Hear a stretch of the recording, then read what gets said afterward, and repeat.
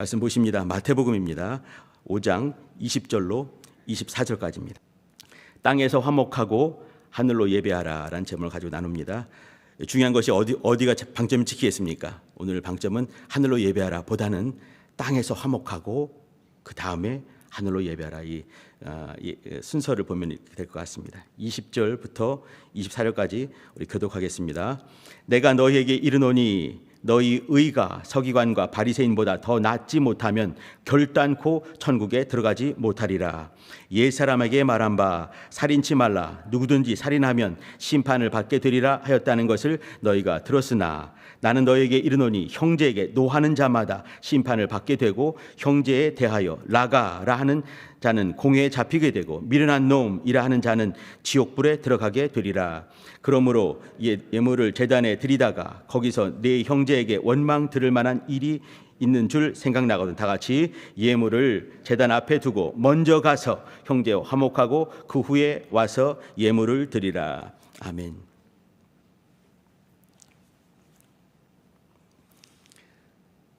저에게 이제 이렇게 가끔씩 문자를 보내주시는 분들이 많이 계십니다. 제 후배 중에 대학 후배 중에 한 친구가 있는데 우리 교회 이 사태가 나기 전에 어떤 어려움 때문에 이제 멀지 않은 다른 교회를 다니고 있는 친구입니다. 제가 이제 전도를 했기 때문에 저에게 이제 늘 감사한 마음 가지고 이렇게 늘 문자를 보내주기도 합니다. 최근에 보내준 게 뭐냐면 그 어떤 영화를 봤다는 거죠. 그 영화는 이제 어떤 분이 말하기를 이 영화는 크리스찬에게는 보여주면 안 될 것 같아. 이렇게 말을 했다는 거예요. 그래서 너 보고 이제 그 친구에게 너도 보지 말어 이렇게 말을 했다고 그래요. 그러니까 크리스찬에게 보여주긴 참 힘든 영화니까 너도 보지 말어. 그럼 보겠습니까? 안 보겠습니까? 저 같아도 볼 것 같습니다. 이거 안 보는 분이 계시는군요. 이렇게 보지 말어. 엄마가 절대 먹지 마, 꼭 먹는데 이거는 크리스찬이라 한다면 별로 이렇게 권할 만한 영화가 아닌 것 같아요. 보지 말어 했는데 그게 궁금해서 이제 이 친구가 이제 봤다고 합니다. 그러면서 이제 그걸 본 감상을 써놓은 거예요. 우리 성도님들 혹시 2007년도에 그 나온 그 영화 밀양이라는 걸 아십니까? 여기 이제 이창동 감독이라고 유명한 감독이죠. 사실 그 오랜 시간 이렇게 영화를 만들었지만 많이 찍지는 않으신 분입니다. 제가 알기로 한 5편, 지금까지 5편 정도 찍은 것 같아요. 근데 그 5편이 전부 다가 빼놓을 수 없는 수작이라는 거죠. 이 2007년도에 나온 그 밀양이라는 영화도 그 뭐 3대 영화제라고 하는 칸 영화제에서 전도연이라는 배우가 그 여우 주연상을 탄 그 유명한 영화입니다. 저도 이제 보지 말라고 해서 다 보지 못하고 시간이 보니까 2시간이 넘어가더라고요. 그래서 이제 이렇게 그 인터넷 보니까 이 2시간 한 20분 정도 되는 것 같은데 이런 것들을 한 10분에 이렇게 다이제스트에 요약해 주는 게 참 많이 있어요. 참 좋은 게 많이 있더라고요. 저도 이제 확인 한번 해봤습니다. 대충 이제 내용은 알지만 한번 확인 한번 해봤어요. 우리 성도님들 그 얘기 아시지요? 영화 얘기입니다. 이 영화는 말이죠. 그 이창동 감독, 문화부 장관까지 하신 분이세요. 유명한 분인데 이제 이 장관이 이 감독이 영화를 만들었지만 원작이 또 있습니다. 그 이청준 감독이라고 이청준 작가라고 이렇게 크리스찬 작가인데 기독교적인 걸 잘 쓰신 분입니다. 이제 낮은 데로 임하소서 잘 아시는 것도 많이 있을 것 같습니다. 근데 이분이 쓴 벌레 이야기라는 단편이에요. 조그만 단편, 한 30페이지 정도밖에 안 되는 단편인데 이 단편을 가지고 2시간 20분짜리 영화를 만들어낸 것이죠. 근데 이제 약간 내용은 좀 다르지만 중요한 대사들은 책대로 그대로 나오더라고요. 확인해 보니까. 근데 그 내용은 뭐냐면 한 여인이 있었습니다. 이 여인이 이렇게 남편이 교통사고로 갑자기 죽게 됐어요. 이제 이 남편의 고향인 밀양이라는 데를 가게 되는 거죠. 자기 아들내미와 같이 밀양으로 이사를 가는 겁니다. 가가지고 이제 있다가 이 여인은 남편 죽으니까 젊은 나이에 이제 조그만 아기가 있고, 근데 이제 이 아기한테 전부 다 애한테 조그만 소년에게 이렇게 정성을 다 쏟지 않겠습니까? 근데 갑자기 애가 죽은 거예요. 납치를 당해서. 영화입니다. 납치를 당해서 돈을 요구하는 사람들 납치범을 나중에 잡히게 되는데 납치를 당해서 결국은 이제 이렇게 애가 죽게 되는 거죠. 그러면 남편 죽고 남아있는 아들마저 죽을 때 어떻게 살 수 있겠습니까? 여인네가 젊은 여인네가 정신이 하나 없는 거죠. 근데 이제 어떤 분이 이럴 때 그 이제 마음이 가난하게 됐을 때 이제 복음을 전하는 사람이 있습니다. 감사하죠. 복음 전하는 사람이 만나면서 이렇게 어려운 중에 있으니까 하나님께 소망을 둬봐. 그러니까 또 이제 이렇게 가난한 마음 가지고 교회 와서 엉엉 울면서 회개하게 되고 은혜를 깊이 경험하게 됩니다. 이제 그가 고백을 하는 거죠. 아, 옛날에는 이렇게 세상에 전도하는 사람들이 보이는 게 전부 다가 아니야. 보이지 않는 것이 더 중요한 것이 있어 했을 때 참 웃겼지만 자기가 이제 예수 안에 들어와 보니까 그게 뭔지 알겠다고. 이제 이렇게 구역 예배를 드리면서 이런 얘기도 하게 되는 것이죠. 이제 마음 중에 성경 말씀에도 원수를 사랑하라 있지 않습니까? 근데 마음에 확 찔리는 게 있는 거예요. 뭐겠습니까? 자기 아들을 납치해서 살해한 사람이 누군지를 아는 거거든요. 이제 갑자기 이제 그런 마음이 들어가지고 이제 괴로워하다가 또 이제 거기 가게 되는 겁니다. 이제 마음에 다짐을 하고 혼자 가지 못하니까 또 집사님들 대동해서 또 같이 가는 거죠. 가서 이제 얘기를 하려고 딱 보니까 살해한 그 자기 아이를 죽인 사람의 얼굴이 너무 좋은 거예요. 자기는 그 고민하면서 그 힘들게 살아보니까 참 초췌한 모습이 없잖아 있는데 이 사람이 너무 좋은 거죠. 앞에서 한마디 합니다.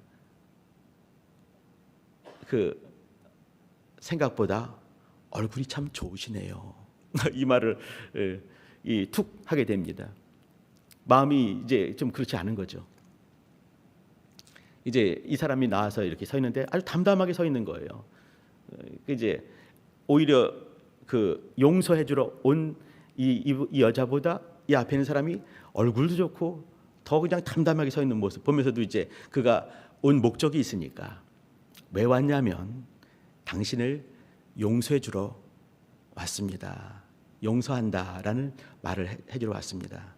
제가 그동안에 예수를 믿게 되고 또 예수님께서 하신 그 말씀대로 또 당신을 용서하러 왔습니다. 이렇게 했을 때 그 사람이 이제 이렇게 뭐 이제 이렇게 죄송합니다 이렇게 하게 되면 뭐 얘기가 이렇게 되는 거 아니겠습니까? 우리가 보통 이제 이렇게 그림들이 있잖아요. 예상할 수 있는 그림이. 그러면 남편 죽은 여인의 외동 아들을 죽였어요. 돈 때문에요. 그 돈, 이 여자가 갖고 있는 돈을 이렇게 갈취하기 위해서. 그러면 얼마나 미안한 거겠습니까? 뭐 미안하단 말로 되지가 않는 것이죠. 근데 그 사람이 그러냐고, 고맙다고. 근데 저는 이미 용서를 받았습니다. 이렇게 말을 하는 거죠. 하나님께서 부족한 이 죄인에게 감옥까지 찾아오셔서 용서해 주셨습니다. 저는 하루하루가 너무 감사합니다. 근데 이 여자 얼굴이 점점 바뀌는 거예요. 나중에 이제 얘기를 하는 거죠. 이제 이게 끝입니다. 거기서 이제 바로 나와서 꽃을 갖고 와서 꽃을 주려고 했는데 꽃을 못 주고 와서 이거 떨어뜨리는 거죠. 거기서 졸도하고 맙니다. 너무 스트레스 받고 힘들어서. 나중에 하는 말이 뭐냐면 나 외에 남편 죽고 아이 하나 있는 이 나에게 아들을 뺏어간 그 사람을 용서해 줄 수 있는 사람이 나 외에 누가 있겠습니까? 근데 하나님께서는 내가 용서하고자 하는 그것마저도 뺏어가 버렸습니다. 이제 하나님을 향해서 이제 이렇게 독한 말을 쏟아붓는 거죠. 이렇게 가만히 있다가 하늘을 보면서 하나님을 향해서 막 그냥 그 독한 말을 쏟아놓는 그 여인의 모습이 이렇게 나옵니다. 요 장면이에요.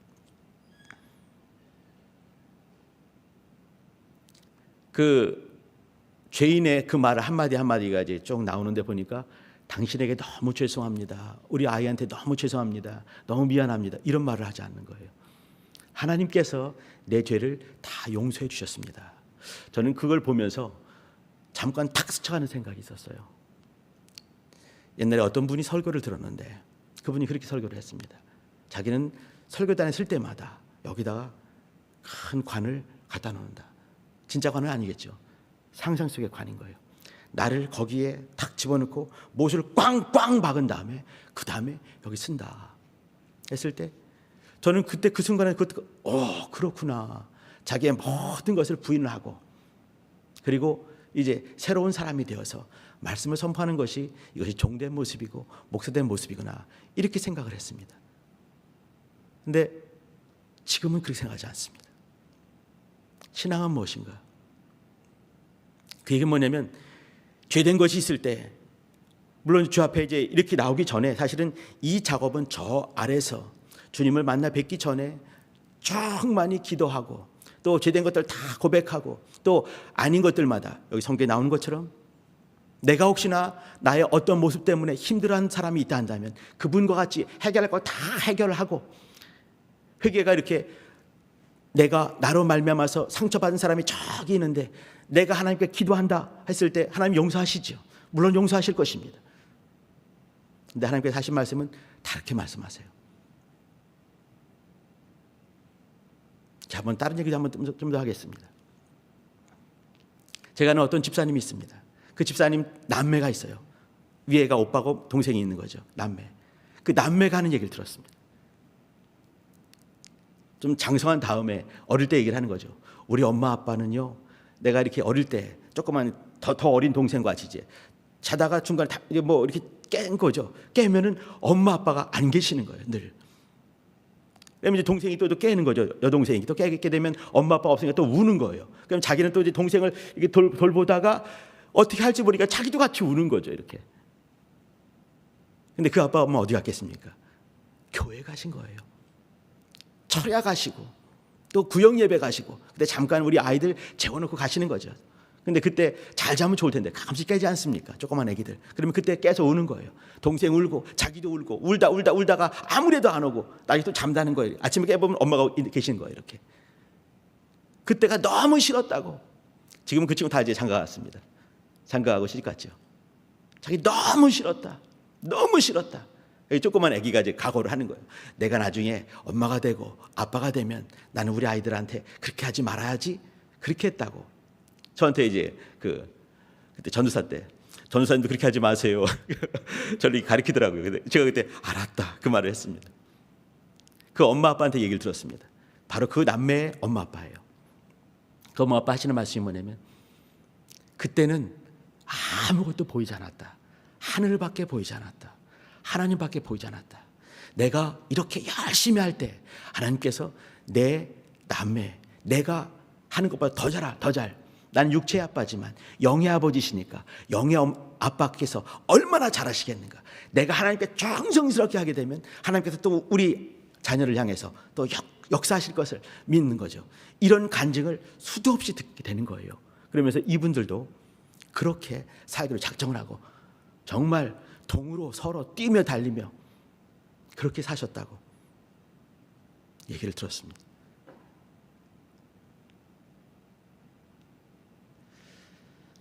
저 역시 다르지 않은 것 같습니다. 제가 교회 학교에 이렇게 교사로 있다가 전사로 있다가 목사로 있었는데 이 교회 학교 헌신은 가을에 하거든요. 제가 전에도 한번 말씀드린 것 같습니다. 우리가 있는 힘을 다하지요. 정말 있는 힘을 다해서 이렇게 헌신을 하고 또 이제 헌신하는 다음에는 꼭 가정 예배를 드렸습니다. 아들 둘 놓고 제 아내와 같이. 근데 그때 마음에 울컥하는 것이 있는 거예요. 왜 그러냐면 저는 있는 힘을 다했지만 너무 못한 것 같은 마음이 있는 거예요. 죄스러운 마음이. 그때 충만하게 열심을 다해서 더 이상 있을 수 없게 정말 다 바닥을 내면서 그렇게 했습니다. 근데도 불구하고 너무 죄송한 거예요. 하나님께. 교회 앞에 죄송하고. 왜 그런지 모르겠습니다. 그렇게 교육을 받아왔나 봐요. 또 이제 그 예배를 드리면서 아빠가 울컥해서 눈물 뚝뚝 흘리면서 이제 얘기를 하는 거예요.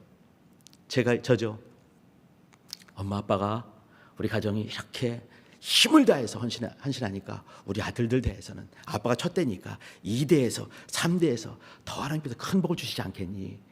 우리 더 힘껏 하도록 하자. 우리 힘을 다했지만 또 못내 하나님께 죄송하네. 그러니까 큰애가 그때 뼈 아픈 말을 한마디 했습니다. 저 지금도 잊어버리지 않거든요.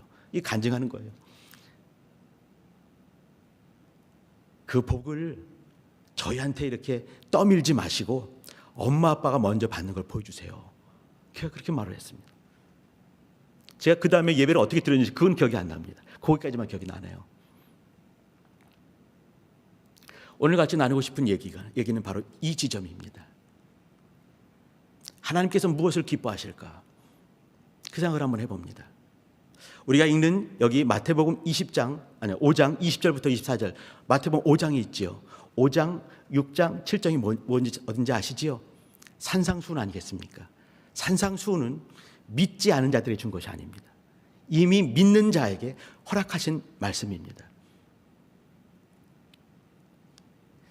알버트 슈바 있죠. 여기 이 사람은 이제 이렇게 뭐 음악 박사, 또 이제 그 의학 박사, 신학 박사 아니겠습니까? 근데 그 사람이 이제 그 종말론적인 그런 글을 쓰게 되면서, 논문을 쓰게 되면서, 박사학위 논문을 쓰게 되면서 요 얘기를 가지고 그런 얘기를 합니다. 이 산상수훈은 뭐냐면 중간윤리다. 중간윤리가 뭐냐면 이렇게 주님이 초림하시고 이제 이렇게 역사 시대가 흘러가는 거죠. 그리고 재림하시고 요 중간 시대에 살고 있습니다. 그러면 크리스찬들이 있는 거죠. 교회가 있는 거예요. 은혜가 있고요, 성령이 있는 교회 시대입니다. 요 교회 시대, 요 중간, 주님 오시고 또 이제 다시 오실 때 요 사이에 크리스찬들이, 교회들이 받아야 될 그 윤리다, 이렇게 말했습니다. 중간 윤리다. 뭐 틀리지 않을 것 같습니다.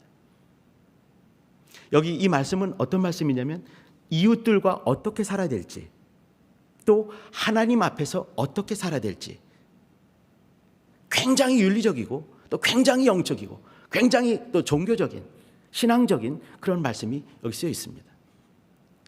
두 개로 말하면요, 이웃을 사랑하는 얘기와 하나님을 사랑하는 얘기, 그리고 그것을 삶으로 나타내야 될 얘기들이 여기 쓰여 있는 이 산상수훈입니다.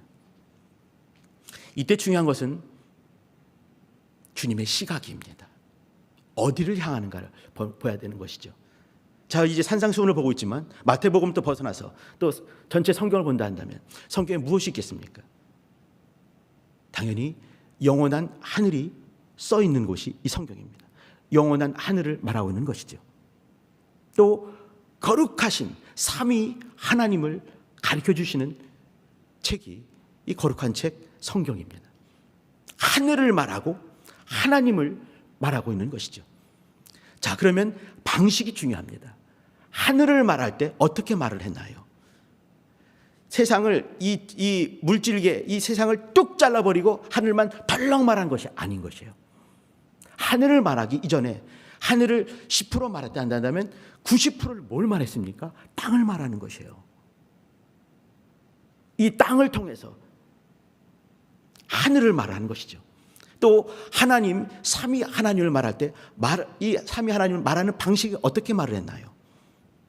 그냥 인생들을 싹 없애버리고 하나님만 덜렁 말한 그런 교리서적이 아니었습니다. 이 성경은 이렇게 하나님을 말하고 있는데 삼위 하나님 말하는데 어떻게 말했냐면 또 10%, 성경에 10%도 아닌 것 같습니다. 더 적게 말을 했죠. 더 압도적으로 많은 부분이 뭘 말했냐면 인생들을 말을 하고 있거든요. 사람들을 말하고 있는 것이에요. 사람들을 깊이 말하면서 사람을 통해서 결국은 하나님을 말하고 있는 것이죠. 이게 방식입니다. 성경은요, 하나님을 말하는데 어떤 하나님이냐면 세상을 창조하신 하나님입니다. 태초에 하나님이 천지를 창조하셨다. 하늘만이 아니라 땅을 창조하신 분이 그분이세요. 그 땅을 만드는 장면들을 구구절절 말씀하지 않습니까? 하늘 창조하는 것에 대해서는 천지를 창조하시나 외에는 말씀하지 않으셨어요. 땅을 어떻게 창조하는지 구구절절 세밀하게 말씀하시는 것이 창세기 1장 아니겠습니까? 맨 끝절 계시록 22장 21절이죠. 어떻습니까? 모든 자들에게 예수의 은혜가 있을지어다 아멘으로 끝납니다. 모든 자들에게, 모든 사람들에게, 모든 인생들에게 하나님의 아들 예수의 은혜가 있을지어다로 마치 축도하는 것처럼, 그리고 아멘으로 끝이 납니다. 뭘 말하냐면 인생들을 말하고 있는 것이에요. 인생들을 깊이 말하면서 곧 하나님을 말하고 있는 것이죠. 하나님께서는 세상을 사랑하셨습니다. 세상을 사랑하시는데 아들의 생명만큼 사랑하셨습니다. 하나님의 아들은 그냥 위에서 알러뷰하지 않으시고 이 땅에 육체를 입고 우리 가까이 오셨습니다. 왜 그랬을까요? 저 살아보니까 말이죠, 제가 힘든 사람은 가까이 가기 쉽지 않더라고요. 주님은 뻔히 아는 주님을 죽일 그 사람을 향해서 오셨습니다. 뺨을 칠 사람에게 가까이 가셨습니다. 수염을 뽑을 사람들에게 가까이 가셨습니다. 침을 뱉는 사람에게 가까이 가셨습니다. 채찍을 후려치는 자에게 가까이 가셨습니다. 마지막에 물과 피를 다 쏟도록 그렇게 십자가에 걸 그 사람들을 가까이 하시고 마지막 기도가 뭐였습니까? 저들이 지금 무슨 일을 하는지 알지 못합니다. 용서해 주세요 하는 것이죠. 왜 그렇습니까? 사랑하기 때문에 그런 것이에요. 주님이 가까이 오신, 육체를 입고 오신 그 이유는 사랑하시기 때문에 그렇습니다. 주님의 시각은 어디 있냐면 결국 주님을 향해 모욕하고 죽일 사람을 향해 서 있었습니다. 그분의 사랑의 모습인 것이죠. 사랑의 절정은 가까이 할 수 없는 그 지경까지, 속안까지 들어오는 것이죠. 우리 안까지 결국 들어오셨습니다. 그것이 주님의 사랑인 것이에요. 그런데 우리는 어느 순간에 그걸 나눠버리죠. 세상과 하늘을 나눠버리고 주일과 주중의 일을 나눠버리고 10의 9조와 10의 1조를 나눠버리고 교회 안과 교회 밖을 나눠버렸습니다. 교회의 문턱을 없앤다고 말은 하지만 아주 견고하게 여리성보다 더 두꺼운 성들을 만들어내고 있습니다. 우리의 삶의 모습인 것이죠. 그때 주님께서 하신 말씀이 마태복음 5장 이 말씀입니다.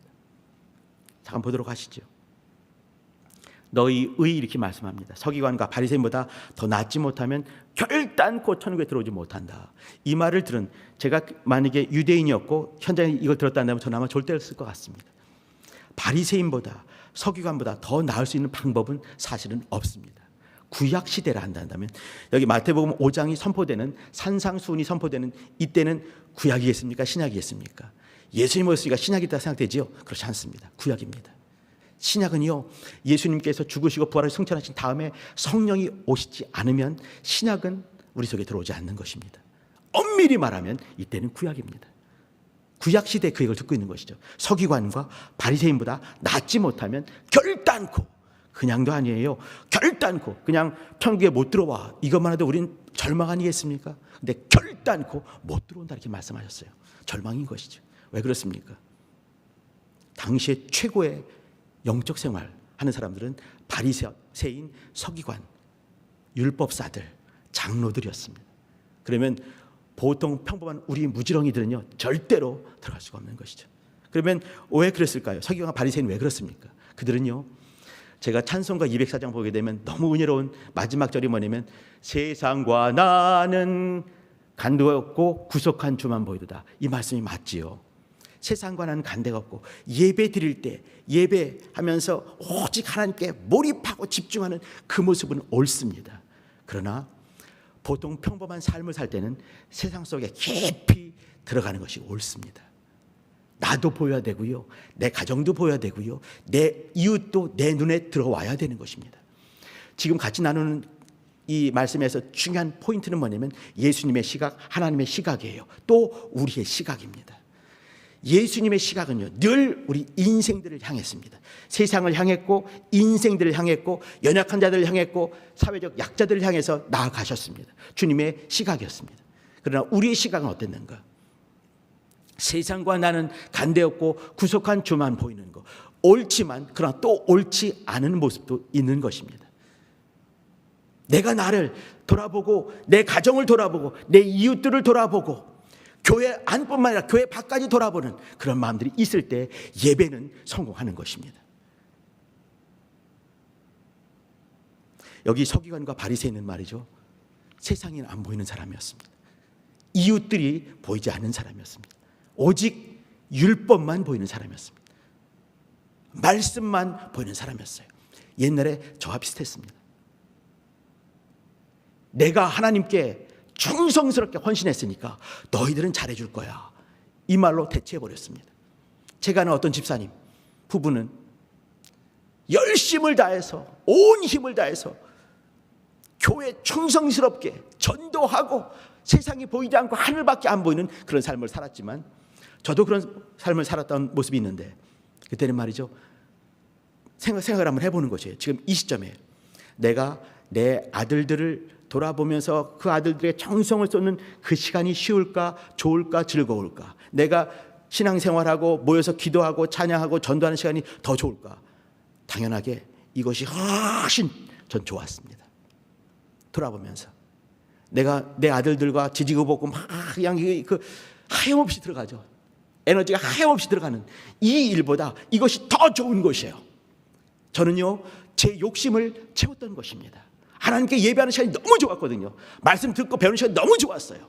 형제자매 속에서 막 또 같이 교제하고 같이 또 먹을 것도 나누고 또 전도하는 시간이 너무 좋았어요. 내 아이들에게 쏟는 이 시간보다 이 시간이 더 좋은 거죠. 내 부모님께 쏟는 시간보다 이 시간이 더 좋은 거예요. 저는요, 제 욕심대로 살았던 것입니다. 아주 멋지게 포장을 했죠. 구속한 주만 보입니다. 하늘은 오늘 오직 하나님만 보이고 하늘만 보입니다. 바리새인과 서기관과 다를 바가 아무것도 없었어요. 제 모습입니다.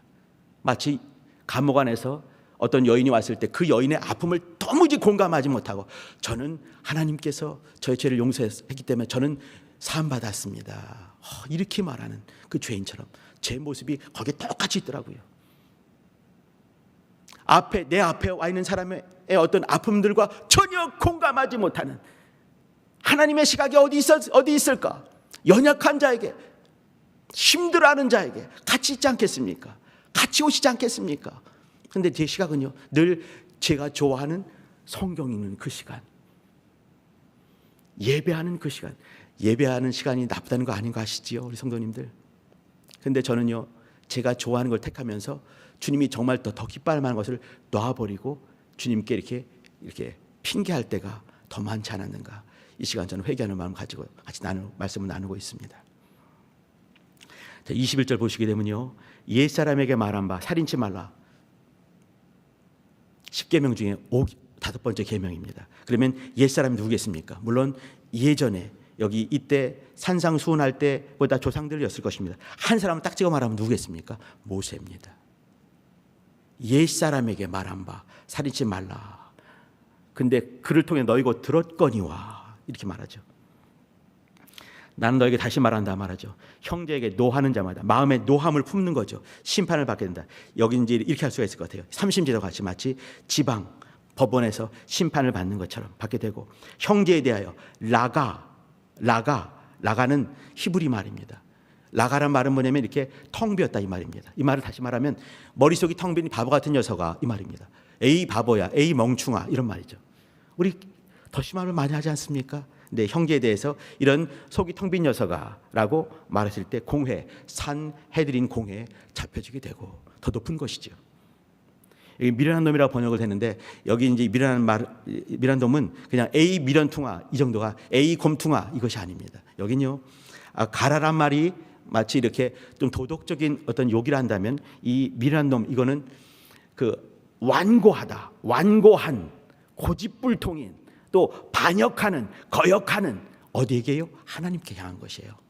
이렇게 이 말은 뭐냐면 마음에 품은 자, 또 도덕적으로 욕하는 자, 여기는 미련 맞은 놈, 이건 뭐냐면 하나님을 향해서 이렇게 반역하는 이런 욕을, 그러니까 영적인 욕을 말하는 것입니다. 할 때는 지옥불에 들어가게 된다 이 말을 하는 것이죠. 그러므로 하시는 말씀이 예물을 제단에 드리다가 거기서 내 형제에게 원망 들을 만한 일이 있는 줄 생각나거든 예물을 제단 앞에 두고 먼저 가서 형제와 화목하고 그 후에 예물을 드리라. 예물 드리는 게 뭐겠습니까? 구약시대라고 말씀드렸습니다. 그러면 성전에서 제사하는 것이에요. 우리 식으로 하면 예배를 드리는 것이죠. 이게 이제 예배를 드리다가 하나님을 향한 거룩한 일을 하다가 갑자기 세상 생각이 탁 났습니다. 친구에게 혹은 가족에게 아주 그 힘들게 했던 그런 것이 탁 생각이 났어요. 그러면 우리는 그렇게 하죠. 사탄아 물러가라, 귀신아 물러가라. 영적인 일하다 갑자기 생각이 나는 거, 세상적인 생각이 나는 거죠. 방해받는군. 근데 그게 아니란 얘기예요. 예배를 드리다가 갑자기 사람들 사이에 있었던 관계 속에 탁 생각났을 때 하나님이 하시는 거다라고 말씀하는 거 아니겠습니까? 그때 예물을 제단 앞에 두고 먼저 가서 화목하고 그 이후에 예물을 드리라. 이 말은 뭐냐면 마태복음 16장 18절 또 이제 16장 19절 또 그리고 마태복음 18장 18절 보게 되면 너희가 땅에서 매면 하늘에서도 매일 것이요. 기억나시죠? 똑같은 말씀이 있습니다. 16장 18장에 땅에서 풀면 풀리리라. 거꾸로 말씀하지 않으셨습니다. 하늘에서 풀 때 땅에서 풀리리라. 이게 아멘 되지 않습니까? 하늘에서 묶일 때 묶일 것이다.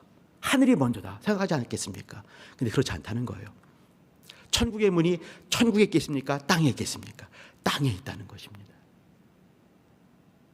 내가 나중에 천국 가는 것이 아니라 이 땅에 천국 문을 들어가지 않으면 저쪽에서 나갈 문이 없는 것이죠. 천국 문이 어디 있겠습니까? 이 땅에 오신 예수님이 천국 문 아니겠습니까? 그 믿음이 천국 아니겠습니까? 예배의 문은 어디 있겠습니까? 형제 자매 관계 속에 있는 것입니다. 형제 자매 속에, 가족 속에, 믿지 않는 자라 하더라도 그 속에 예배의 문이 있는 것이에요. 예배의 문을 열었는가? 하나님, 하늘 문을 열어주세요. 제 마음의 문을 엽니다. 감사하지요. 그러나 관계 속에 또 다른 문이 있는 것이에요. 열지 않으면 열리지 않는다, 이 말이죠. 너희가 세상에서 죄를 용서하지 않으면 내가 네 죄를 용서하지 않겠다라고 말씀하셨습니다.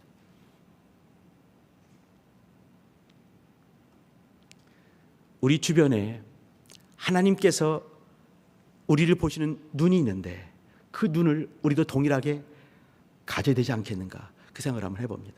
우리 방송실에서 화면 하나 틀어주시기 바랍니다.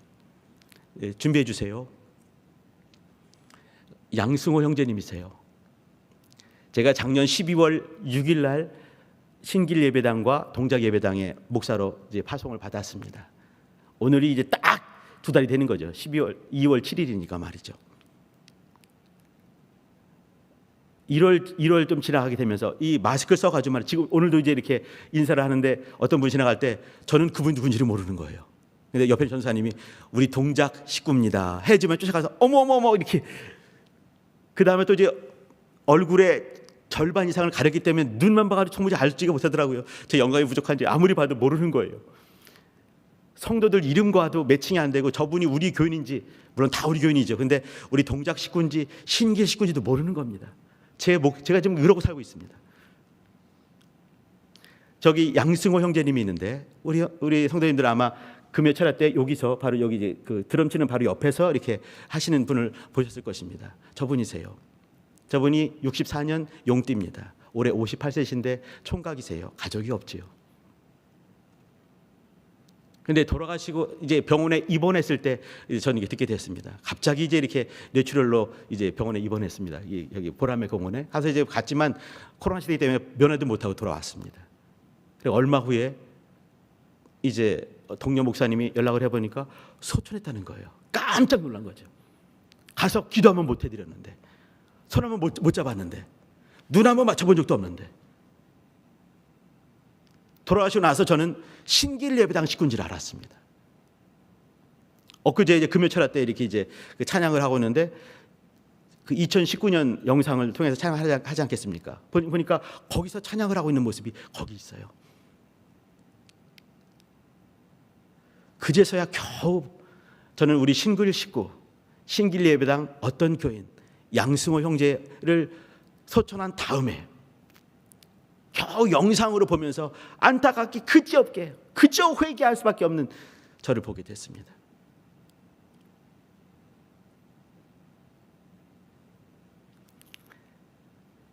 지난 목요일 날 가서 이제 그 임종에서 마지막 천국 환송 예배를 드리면서 어떤 동료 전사님께서 쓰신 추도문을 그때 읽어줬어요. 그때 잠깐 그걸 읽어드리도록 하겠습니다. 제가 읽어드리는 것은 제가 회개하는 마음으로 제가 소개하는 것이고요. 우리의 시각이 어디를 향해야 되겠는가? 하나님을 향하는 건 맞습니다. 근데 하나님을 향하는 방법입니다. 주님께서 우리를 사랑하실 때 어떻게 사랑하셨는가? 가까이 오시는 거거든요. 시각을 맞추는 거였습니다. 주님의 시각은 지금도 우리를 향하고 있지 않습니까? 예배를 드릴 때 어떻게 들어가는가? 예배 어떻게 들어가는가? 형제들, 자매를 시각을 맞추면서 사랑하면서 형제자매 속에서 화목하면서, 가정에서 화목하면서, 밑장을 통해 화목하면서 예배 들어가는 것입니다. 짧습니다. 동료로서 같이 일하신 전사님께서 써주신 거예요. 고 양승호 형제님은 오랜 세월 30년입니다. 30년 넘게 신유성에 지금 없지만 신유성에서 30년간 베이스로 이렇게 봉사하시고 또 찬양팀에서 그 자리를 끝끝내 지켜주신 분이죠. 늘 그 자리에 계시면 여기 이제 일이 없을 때마다 오셔서 꼭 하는 거 아니겠습니까? 무려 30년입니다. 찬양팀에서 베이시스트로 봉사했습니다. 매 순간 불평불만 없이 한결같은 모습으로 자신의 자리를 지켰습니다. 수다스럽지 않고 말수는 적었지만 상대방을 향한 따뜻한 가슴과 배려하는 마음이 남달랐습니다. 온화한 표정으로 후배들 어깨 한번 두드려주며 밥 먹었어요? 라고 인사해 주곤 했지요. 사랑과 배려를 행동으로 보여주었습니다. 이처럼 고인은 찬양팀 동생들이 편안한지 먼저 챙겼고 짧은 말로 걱정해주는 젊은 형님, 진짜 오라버니였습니다. 한결같은 모습과 섬김은 찬양팀을 아름답게 결속시켰고 우리를 서로 의지하며 봉사할 수 있게 한 에너지의 장본인이었습니다. 그런 그의 모습을 우리는 사랑했고 진실하게 봉사하는 믿음을 보며 모두는 고인을 존경했습니다. 고인의 빈자리는 우리 가슴에 오래 남을 것 같습니다. 좋은 인연을 허락하신 하나님께 감사드립니다. 교회의 모습은 바로 그와 같은 모습이라고 저는 믿습니다. 확신합니다. 하나님은 말씀하실 때 땅에서 화목을 먼저 해달라 말씀을 하시는 것이에요. 그 이후에 하늘을 향해 예배하라 말씀하셨습니다. 하나님이 우리를 사랑하시는 방법은 우리 가까이 오시고 우리에게 모든 것을 주시는 그 모습에 있습니다. 또 주님은 늘 사람들을 쫓아다니면서 찾아오시면서 눈을 맞추셨습니다. 그들과 함께 해주셨습니다. 그들의 아픔을 품어주셨지요. 이번 주에 명절이 있습니다. 저는 예전에 명절 때마다 이렇게 둘러엎는 간증을 참 많이 들었습니다. 둘러엎고 역사를 만들어내고 이렇게 두들겨 맞고, 저도 그랬거든요. 두들겨 맞고 그러면서 간증하고. 옛날에 우리 청년부는 말이죠, 이렇게 이 여름 수련회 있을 때마다 직장을 때려치는 것이 대단한 무용담이었습니다. 그리고 와서 한마디 하면 너 어떻게 직장 어떻게 해봤어? 때려치고 왔지. 그때 박수치고 그랬습니다. 그때는 그것이 옳은 줄 알았어요. 또 그때는 또 옳았던 것 같습니다. 근데 그렇지 않은 것도 있는 것 같습니다. 어떻게 살 것인가? 어떻게 하나님을 섬길 것인가? 어떠한 모습이 하나님을 향하는 모습인가? 하늘을 그리워하는 모습인가? 다시 한번 잘 생각해 보시고, 또 이번 명절 기간에도 말이죠, 이웃을 돌아보며 또 가족을 돌아보며 또 노부모님들 돌아보고 이웃들 더하여 친족들을 돌아볼 수 있는 그런 좋은 시간들을 만들어 주시기 바랍니다. 물론 영적인 것들은 단호한 부분은 단호해야 될 것입니다. 그러나 양보할 부분들은 충분히 양보하면서 그들의 마음을 살 수 있는 좋은 시간들을 가져주시기 바랍니다. 찬양을 할 텐데 말이죠, 410장입니다. 410장 보시게 되면요, 그 크신 하나님의 사랑 이거예요. 제가 옛날에 간증을 들은 것이 있는데 그것이 뭐냐면, 어떤 분이 물질이 양 땡전 한 푼 없었을 때 갑자기 마음에 감동함이 뭐냐면, 이렇게 어떤 요양병원에 있는 그분이 생각이 난 거죠. 근데 요양병원에 가게 되면 뭐라도 사가야 되지 않겠습니까? 하다못해 뭐 이렇게 그 요즘 많이 나오는 붕어빵을 사야 될 텐데 뭐 차비 외에는 도무지 뭐가 없는 거죠. 근데 자꾸 마음이 감동돼서 찾아갔어요. 뭐 갖고 가냐면 찬송가 410장을 가지고 갔습니다.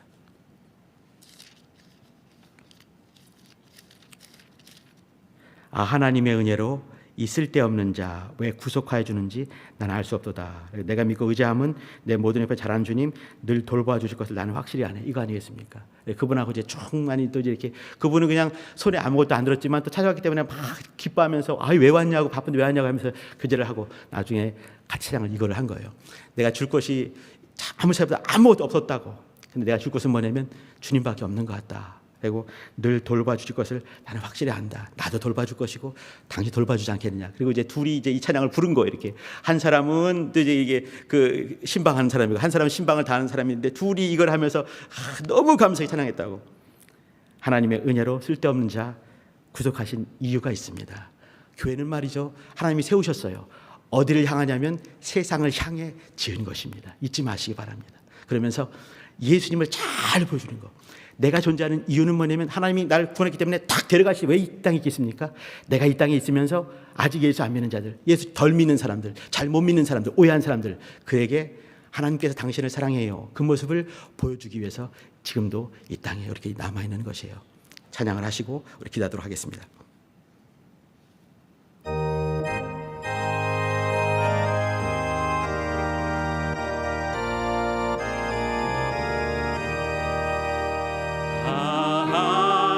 하나님의 은혜로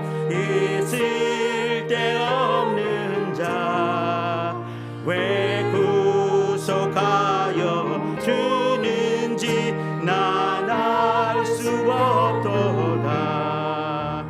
내가 믿고 또 의지함은 내 모든 형편 잘 아는 주님 늘 돌보아 주실 것을 나는 확실히 아네.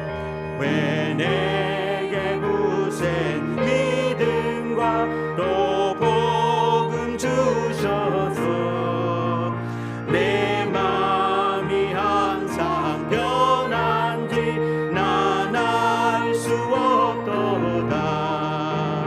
내가 믿고 또 의지함은 내 모든 형편 잘 아는 주님 늘 돌보아 주실 것을 나는 확실히 아네. 4절 하십니다. 왜 언제 강림하실지 혹 밤에 혹 낮에 또 주님 만날 그것도 난 알 수 없도다. 내가 믿고 또 의지함은 내 모든 형편 잘 아는 주님 늘 돌보아 주실 것을 나는 확실히 아네. 다 같이 기도하실 때 하나님 세상을 바라보는 그 눈들이 내 안에 있게 도와주세요. 같이 주여 한번 부르 기도하십니다. 주여 하나님.